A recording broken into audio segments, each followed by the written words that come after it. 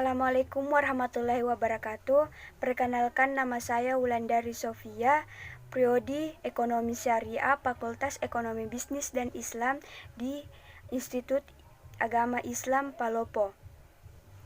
Baiklah, saya ingin memaparkan materi saya, yaitu fungsi perencanaan dari mata kuliah pengantar manajemen. Baiklah, yang pertama itu adalah pengertian perencanaan. Perencanaan adalah sebuah proses yang dimulai dari penetapan tujuan organisasi, menentukan strategi untuk pencapaian tujuan organisasi tersebut secara menyeluruh, serta merumuskan sistem perencanaan yang menyeluruh untuk mengintegrasikan dan mengkoordinasikan seluruh pekerjaan organisasi sehingga tercapainya tujuan organisasi. Perencanaan yang baik adalah ketika apa yang dirumuskan ternyata dapat direalisasikan dan mencapai tujuan yang diharapkan. Terkait dengan hal tersebut, di atas menyatakan bahwa untuk mengetahui apakah perencanaan itu baik atau tidak, dapat dijawab melalui pertanyaan-pertanyaan dasar mengenai perencanaan, yaitu what, why, where, when, who, dan how. Materi kedua yaitu fungsi dari perencanaan. Ada 4, yaitu perencanaan sebagai pengarahan, perencanaan sebagai minimalis ketidakpastian, perencanaan sebagai minimalis pemborosan sumber daya, dan perencanaan sebagai penetapan standar dalam pengawasan kualitas. Materi melakukan perencanaan. Dalam perencanaan melibatkan 2 elemen penting, yaitu tujuan goals dan rencana plan. Tujuan yaitu pada dasarnya adalah hasil akhir yang diharapkan dapat diraih atau dicapai oleh individu, kelompok, atau suatu organisasi.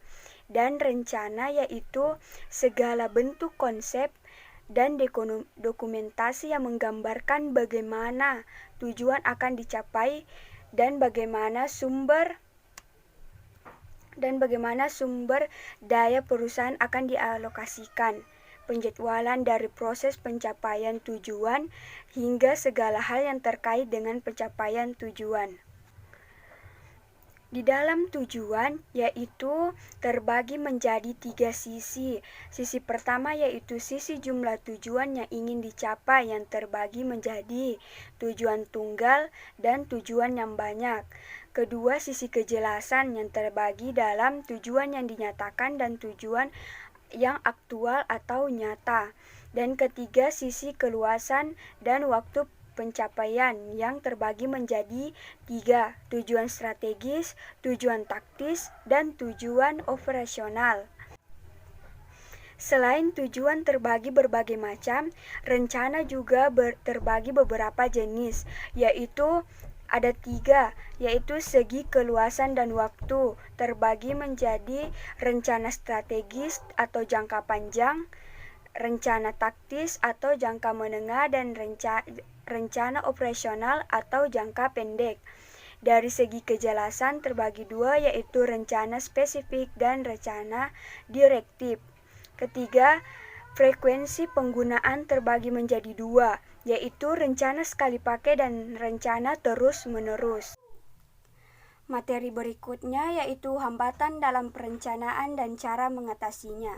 Hambatan yang timbul dalam perencanaan yaitu 1, tujuan yang tidak tepat, 2, kurang pengetahuan tentang organisasi dan lingkungan, 3, kurang percaya diri atau takut gagal, 4, kondisi persaingan yang semakin tajam, 5, kesulitan perencanaan operasi yang tidak terulang, dan 6, biaya. Cara mengatasinya yaitu 1, melibatkan para pegawai, terutama mereka yang terkena pengaruh dalam proses perencanaan. 2, memberikan banyak informasi kepada para pegawai tentang rencana dan kemungkinan akibat-akibatnya sehingga mereka memahami perlunya perubahan serta mendapat manfaat yang diharapkan dan apa yang diperlukan untuk pelaksanaan yang efektif. 3, mengembangkan suatu pola perencanaan dan penetapan yang efektif, suatu track record yang berhasil mendorong kepercayaan kepada para pembuat rencana, serta menjadikan rencana baru tersebut diterima. 4.